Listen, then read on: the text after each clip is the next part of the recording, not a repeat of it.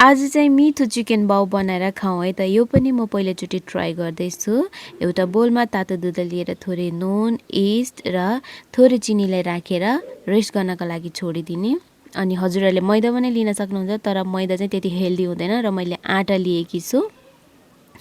अनि यसरी एउटा नरम खालको डो तयार पार्ने। हजुरहरूसँग टाइम छ भने 2 घन्टा जति मजाले रेस्ट गर्न छोड्नु भए पनि हुन्छ। अनि यता चाहिँ मैले बोनलेस चिकन लिएकी छु। अनि यसलाई त्यति धेरै डिप फ्राई गर्दिनँ, हल्का अलिअलि फ्राई गरेर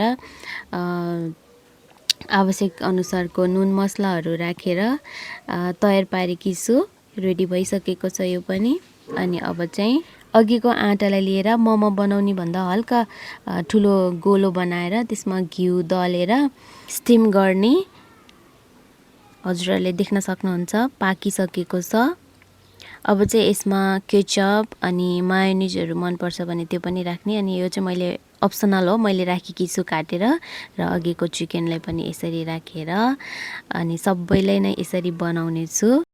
अनि एउटा दुःखको कुरा साथी र म चाहिँ सँगै बसेर गफ गर्दै भिडियो बनाउन चाहिँ पाएनौँ, किनभने बिहान चाहिँ खानासाना खाएर अनि कामहरू सबै भ्याएर जाडो भयो भनेर दुईजना एकछिन घाममा बस्न जाने भनेर गएँ, तर त्यहीँ भुलेछौँ कि हामी चाहिँ।